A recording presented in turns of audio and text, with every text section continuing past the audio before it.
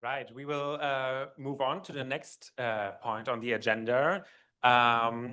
Next, we will have a talk by Tobias Hopp, who is here today from OMD Germany. He is Director of Total Video, and he will shed some light into how media planning can be enriched by attention data. We're so happy to have you here today, as you are such an important partner for us. Yes.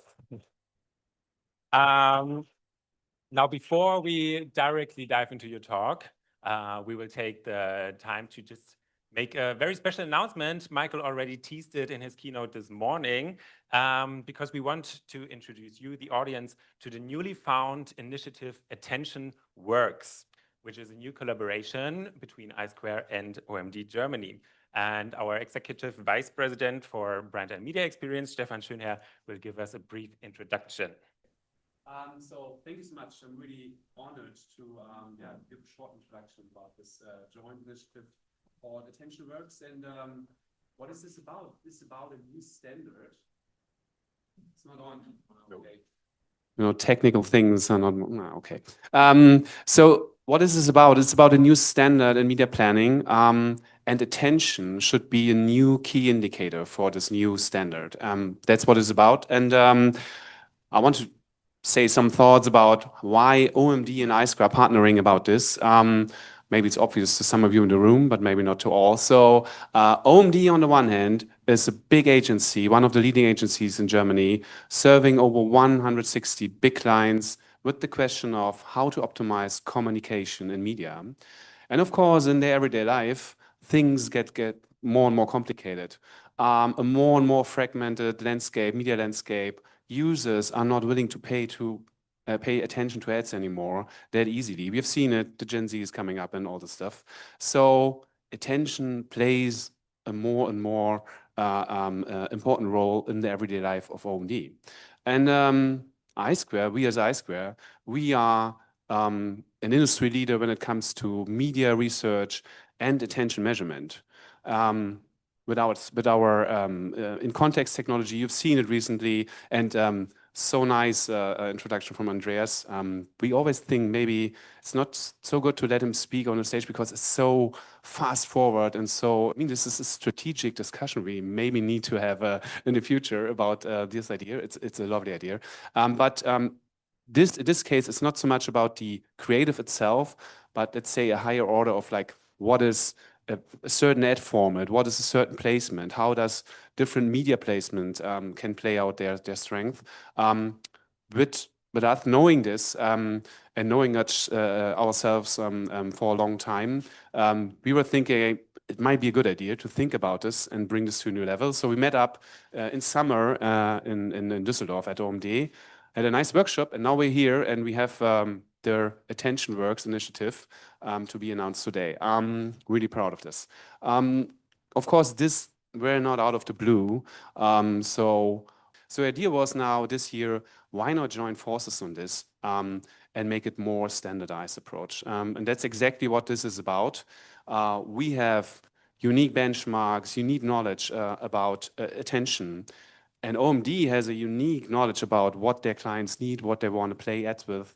And you have planning tools. You have tools that make these knowledge immediately available for clients. You can plan campaigns with them, and forcing this together and joining forces there, would bring media planning, that was the idea, or is the idea, to a new level beyond like, let's say, more quantitative things like costs and reach. Attention is a new qualitative measure we can use. And for today, and we will see an example soon, we would like to have a very short moment of a celebration. That's why we have Tobias here, we have Anne here from OMD, and let's come on stage and make some photos, and maybe you can clap your hands. It's an official announcement.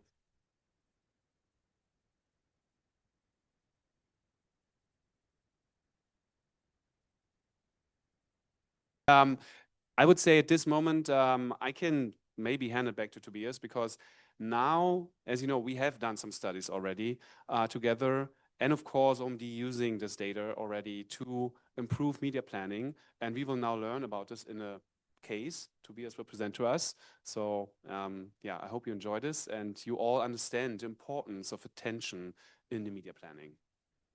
Thank you so much. Thank you.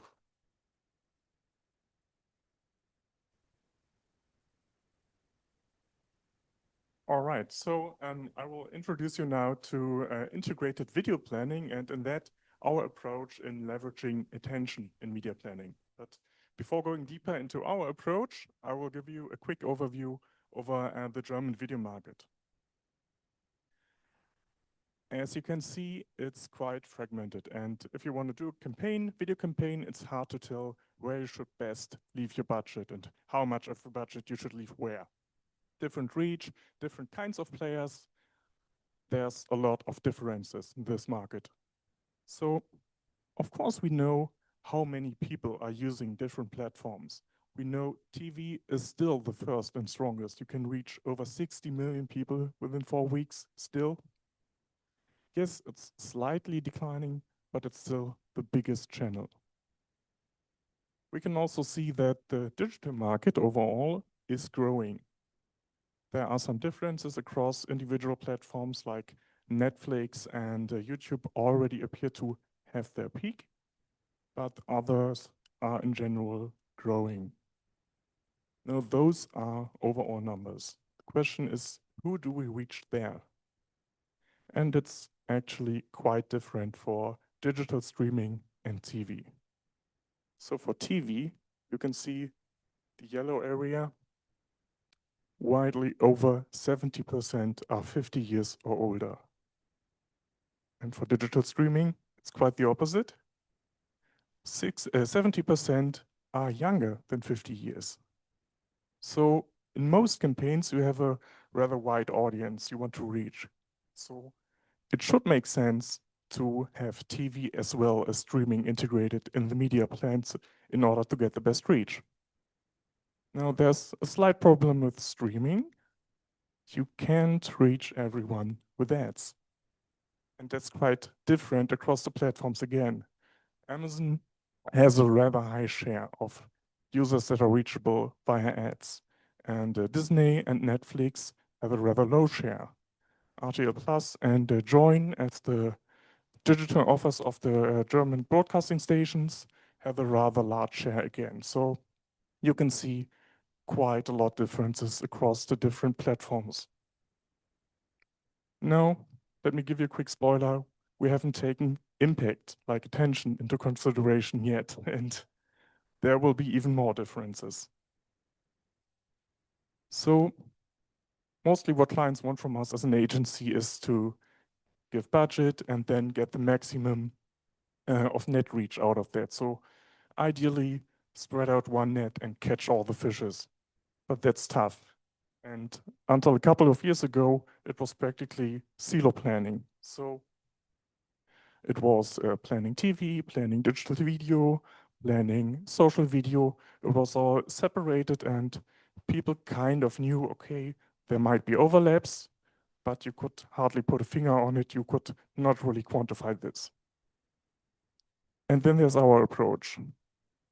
It allows you for integrated video planning, which is not only efficient, but really focuses on effective contacts.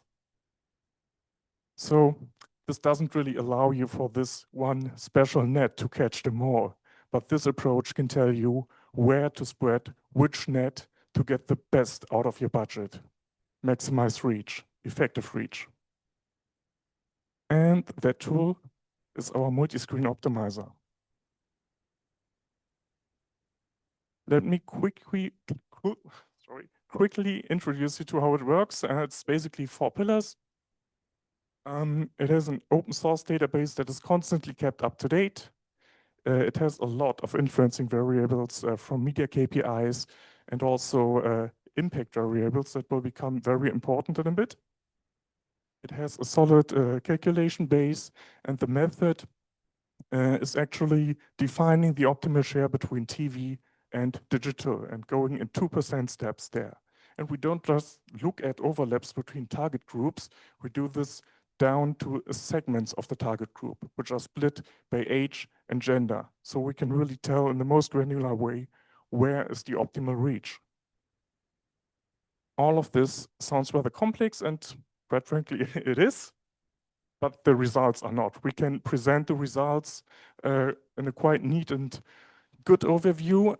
Of course, you can always look deeper and drill down deeper into the audience, into individual media offers, but you can also get the most important KPIs like net reach run plus, video GRPs, or opportunity to see at one glance. So that's the basic idea of it. Now, probably hard to tell for you how it might look like until now. So when working with the tool, you need to give a lot of input about campaigns, about client data, and you need to make decisions which partners you want to have in there, which goal you want to go for, and ultimately you will get a result. Now, one very important factor in this is the choice of partners. And we have a lot of data in our background. And that is not only partners and not only reach for individual partners, but this goes down to individual screens because it makes a difference if you want to reach people on CTV, on the small screen, lots of differences, lots of different prices. And we also have more information than not just reach and prices. So reach and prices might be enough for some to start a planning. But do we really want that? Spoiler, no, we don't, because cost per quantity is not really sufficient when doing an effective media planning. What you are basically doing is comparing apples and oranges, and then comparing them by price and weight. It doesn't really help. You leave out a lot of relevant factors like vitamins, and the same is true for media. You leave out lots of very important factors, and we know for a fact that the impact isn't equal for all of those channels. It's very different. There is a knowledge gap. There are blind spots if you just go comparing them by CPM. Now, what can you do when there's such a knowledge gap? You could ignore it and assume, okay, everything is equal. Let's go. You could make assumptions, which is better than that, but still not really great. Or you could use eye tracking, measure things, and utilize the data. And that's what we did in our partnership with iSquare. Because we know one thing, advertising needs to gather attention in order to actually work, to be effective. And this is what iSquare and the partnership does for us. Helps us to understand the effects of attention, passive and active attention in advertising reception and the cognitive evaluation that follows after that. So everything that has an impact on brand KPIs like brand awareness, like ad recognition plays a role, and it's very, very different across platforms. As a basic rule of thumb, you could say the higher the attention in a given channel, the higher the cognitive processing, the higher the effects on your brand, or at least the chance for effects on your brand. But speaking about those differences, how do they actually look? They could look like that. So on the left, that's a different study, not the values we actually work with, but it's quite close. And you can see the differences between streaming services, TV, and then for video platforms like Twitch, like YouTube, the index is even further down. And at the end, it's social video which has a very low index. So this shouldn't come as a surprise to most of you. Deep down, you know, social has a different way of working, a different impact, but it's hard to quantify this. Now, let's do a quick calculation. Knowing those buying CPMs you see there for YouTube, for Amazon, and for Instagram, what do you think when not only attention comes into play, but also media KPIs? How would those develop? Any idea? No idea? Okay, I will show you.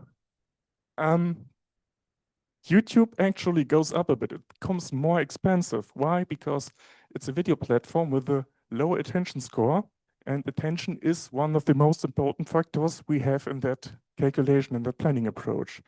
And for Amazon privacy, it gets a little bit cheaper because it is rated with an index of 112, so it has actually positive impact. And for social video, in this case, Instagram, well, it doesn't look so good. So, as I said, not just attention, but lots of factors come into play here, and those heavily influence the full view effective CPMs we are working with in the tool. Now, from the partnership, what are our most important insights? It's no surprise that attention-wise, big screen is at the top. So it has a much higher attention than video platforms, as we saw, than social media platforms, as we saw. But that doesn't mean we should leave those out of our plans, because they are still important for reach. It's not just attention. Attention is important, yes, but reach is also important when you want to build a decent campaign. And the thing is that attention is mainly influenced by the format of the channel, not so much by the spot yet, because if you don't get that initial attention, the spot can be as good as it gets, it doesn't have a chance. So media planning is crucial. Finding the right channels and formats is crucial for the spot to take full effect. And only if you have an approach that considers attention, then you have a fair and realistic method to evaluate channels and their effectiveness. Now, how do we actually work with that? Every time we use our tool, this is the pre-selection. So all of those effects are turned on because usually they give you the best results. When clients bring their own data, it might be that the impact factor already includes a VTR or viewability, so you have the option to deactivate them, but usually we recommend to have them all on for the best results. And speaking of results, you can choose what you want to go for. Net reach, if you want branding impact, you can go for that, or if you have an interest in going for interaction, you can also go for that. So various options, and those lead to results that might look like that. And this is just a small extraction of the results we can show. Like net reach on the left, in the wider audience, total population, but also within the select target group.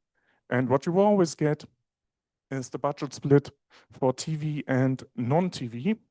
And you can drill down even deeper and find out how the budget has been distributed among non-TV. And you can also have a deeper look into your audience. So who do you actually reach?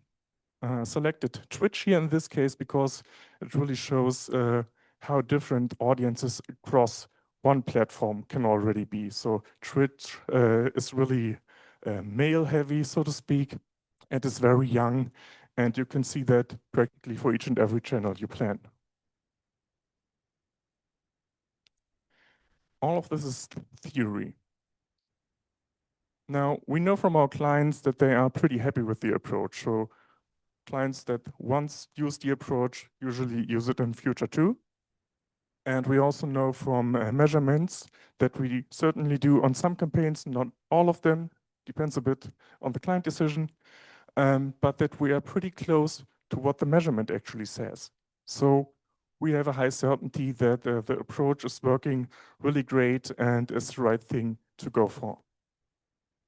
Now, we spoke of a case earlier, and I actually bought a little case. This case has two scenarios, so to speak. The first one on the left side is practically the illusion of a perfect world where all reach is equal, everything has the same effects, and you don't need to bother with differentiating between anything. Everything is equal. And with the same budget, 2 million in this case, you would reach, in the first case, 60% net reach.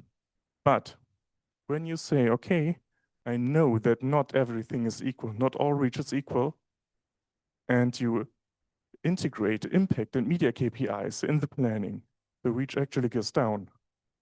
Why is that? Because we know that some of this is ineffective. Not all of this is effective because not all of this has the same impact on users. So it depends on a bit on where you want to go. So it might be clever to go the second route and go for the actual impact, but some people might have to report upwards and have to go with a bigger number. So that's not really the best approach, but I know some want to go there. So the question for us is, if you still want that high number, but you still want impact, how much would you have to increase the budget? What would be the difference if we said, okay, we will consider impact, media KPIs, everything.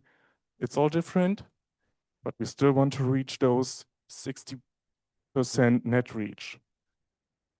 Mind you, 2 million budget in that case. Now for this chart, I switch perspective a little bit. We're talking about cost per net reach point. So what I did is media budget, 2 million, you remember? On the right side, 48% net reach. And that ultimately results in roughly 42,000 euros per net reach point. And looking at the left side, yellow area is practically what we saw on the first chart. It appears to be more cost efficient, but only because we didn't consider any differences. If we then say, okay, we want to use those, we want to reach those 60% again, how much do we have to pay in addition to get there?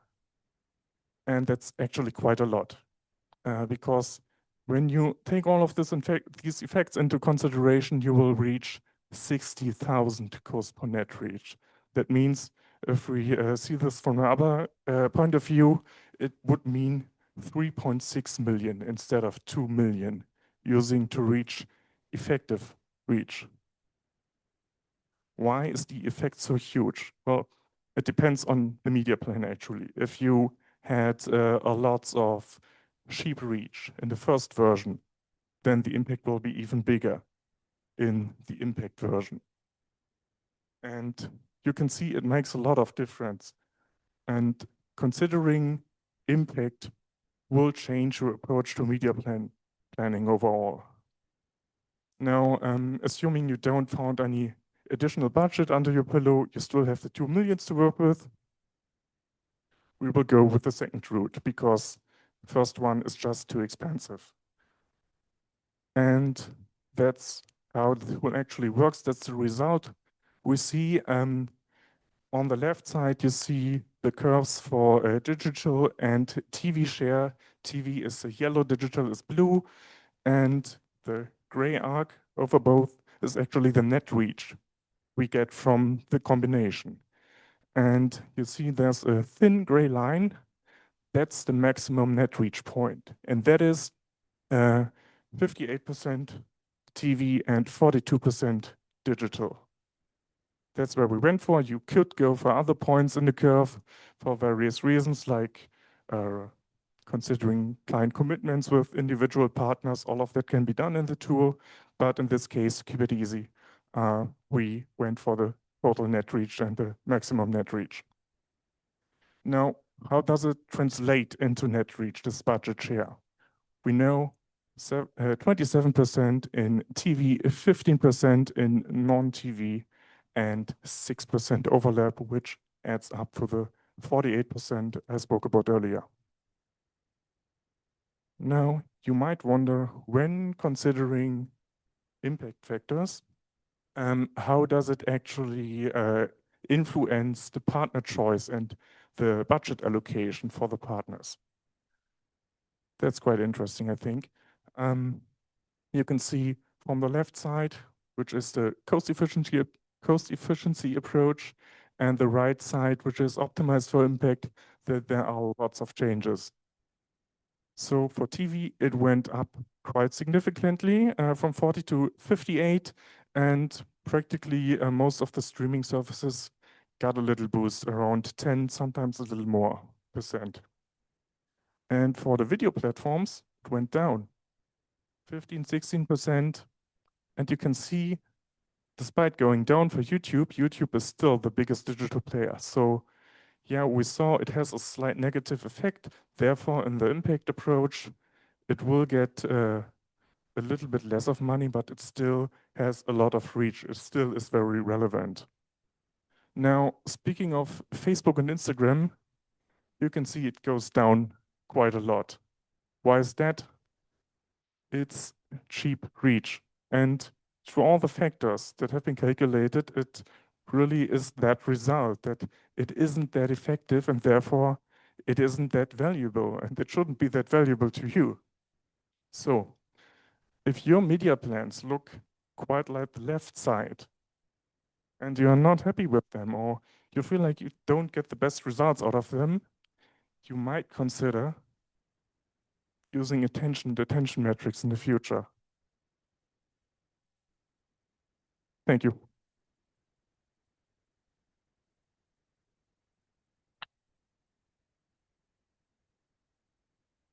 So thank you, Tobias.